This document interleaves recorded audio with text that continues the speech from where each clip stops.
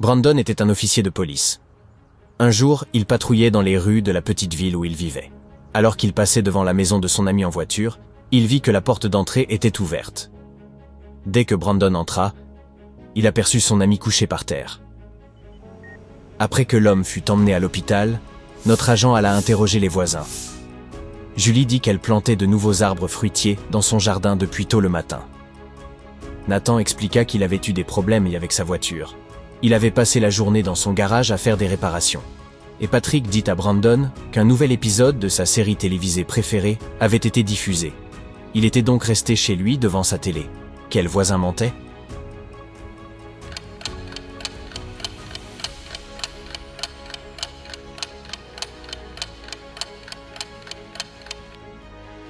Nathan, ses mains et ses gants sont impeccables. Ce ne serait pas possible s'il avait vraiment réparé sa voiture. Il ment. Plusieurs lingots d'or ont été volés dans une banque. La police a quelques suspects. Mais lorsqu'ils arrivent chez le premier d'entre eux, ils se rendent compte qu'ils ont oublié d'apporter un mandat. L'homme leur dit qu'il ne les laissera pas fouiller sa maison sans mandat. 1 heure plus tard, les policiers reviennent donc avec les documents nécessaires. Ils fouillent minutieusement la maison et le jardin, mais ne trouvent pas l'or. Soudain, l'un des policiers s'exclame. Il sait où le propriétaire de la maison a caché le butin. Avez-vous deviné, vous aussi?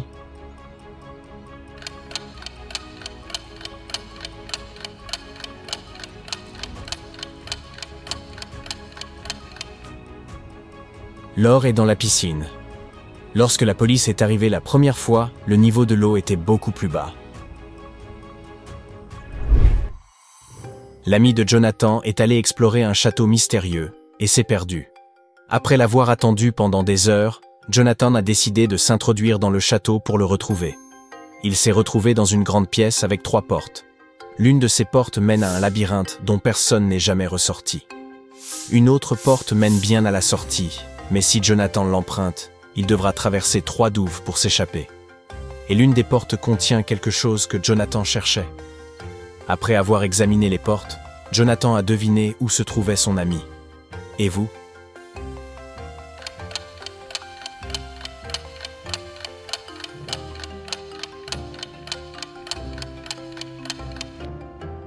Regardez les poignées de porte, elles sont toutes faites d'un métal brillant. Elles ont l'air plutôt cool, mais on peut éventuellement y trouver des empreintes digitales. La seule porte avec des empreintes est celle de gauche. C'est là que se trouve l'ami de Jonathan. Maria devait participer à une compétition sportive très importante.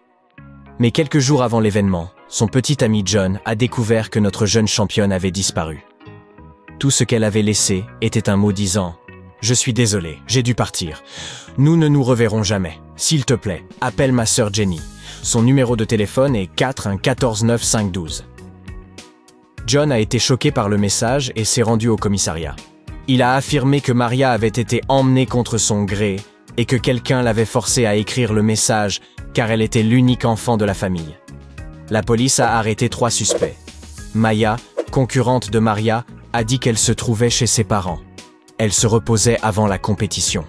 Lucas, un ami de la jeune fille, a dit à la police qu'il avait passé tout son temps à la salle de sport. Et Daniel, l'entraîneur de Maria, a déclaré qu'il avait été malade et qu'il était resté au lit. Qui sait quelque chose sur la disparition de l'athlète?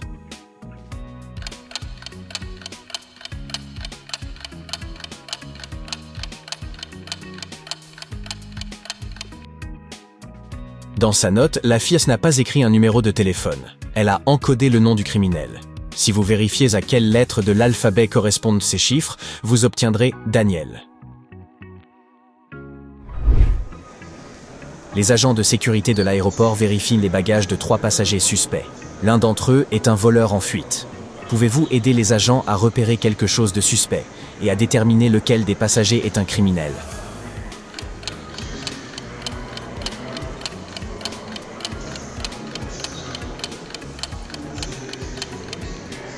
Ce costume de clown a l'air assez innocent. Il ne comporte pas de masque pour couvrir le visage, donc il est peu probable que la personne à qui appartient cette valise soit un voleur. La fille montre son argent aux agents sans poser de problème, ce qui signifie probablement que ses sous sont bien à elle. Mais cette dame avec une valise vide est suspecte. Son bagage a probablement un double fond, et elle doit cacher quelque chose à l'intérieur. Sinon, pourquoi voyagerait-elle avec un sac vide? La sécurité d'un aéroport a remarqué qu'un homme voyage à l'étranger plusieurs fois par semaine. Ils ont commencé à suspecter qu'il s'agit d'un contrebandier, mais n'ont aucune idée de ce qu'il transporte ainsi illégalement. Il a toujours un sac ou une valise avec lui, mais il n'y a jamais rien de précieux, ni de coûteux à l'intérieur. Pouvez-vous déterminer si cet homme est un contrebandier et, si c'est le cas, ce qu'il transporte?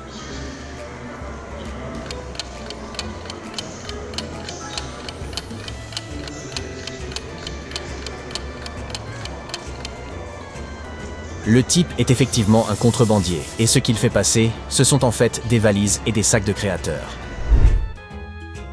Le détective Marcel doit trouver un criminel, et vite. Il sait seulement que cette personne travaille dans un bureau et n'est pas vraiment un humain, mais un cyborg. Regardez ces personnes et essayez de repérer quelque chose de suspect.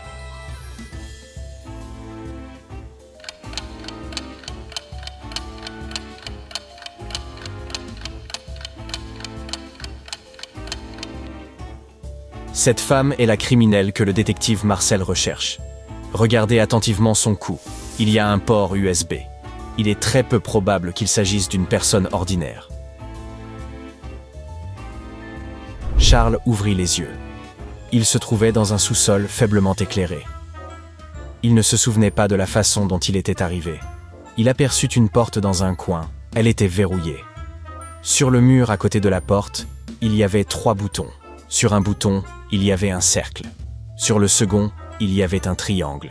Et sur le dernier bouton, un carré était dessiné. Charles ne savait pas quel bouton déverrouillerait la porte. Heureusement, il trouva une note avec quelques chiffres. Pouvez-vous nous dire sur quel bouton il doit appuyer pour sortir du sous-sol?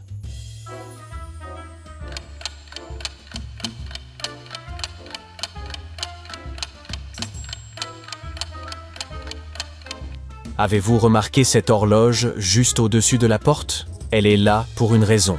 Si vous tracez des lignes imaginaires reliant 8, 12 et 4, vous obtiendrez un triangle. Cela signifie que Charles doit appuyer sur le bouton avec le triangle. Nathan était venu rendre visite à son ami Zachary, qui travaillait dans un musée. Il était excité parce qu'il avait obtenu un manuscrit inestimable qui datait de plus de 1000 ans. Zachary a feuilleté le manuscrit et a réalisé que son ami avait été dupé. Y a-t-il quelque chose dans ce texte qui vous semble étrange?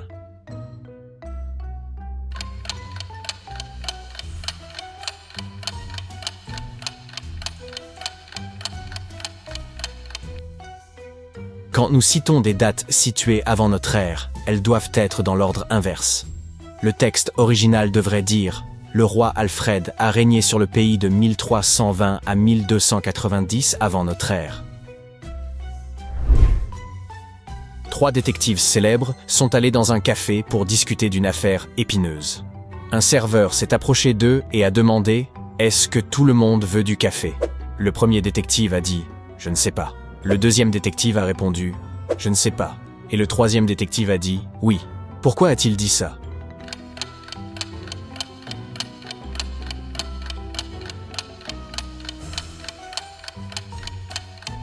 Tous les détectives voulaient aller prendre un café, mais les 2 premiers ne savaient pas si ce serait le choix de tout le monde. Si les 2 premiers détectives ne voulaient pas de café, ils auraient simplement dit non. Donc, lorsque le 3e détective a entendu les réponses de ses collègues, il a compris qu'il désirait effectivement un café. Et comme il allait aussi en prendre une tasse, il a dit oui. Sarah a invité son amie Alice, qui étudiait pour devenir policière, à une soirée. Elle était organisée par l'ami de Sarah, Jean. Mais Sarah était inquiète. Elle pensait qu'il y aurait un voleur à cet événement. Tout au long de la soirée, Alice a attentivement observé les invités. À la fin de la fête, elle a dit à Sarah qui était le voleur. « L'avez-vous deviné, vous aussi ?»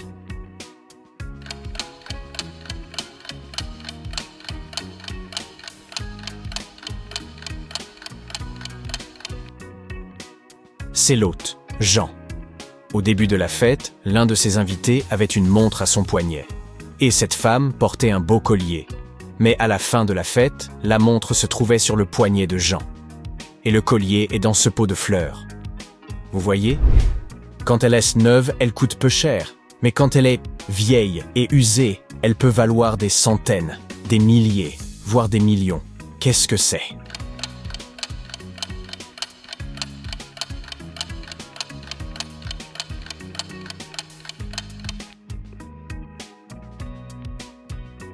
C'est une toile. Elle ne coûte presque rien avant de devenir un tableau.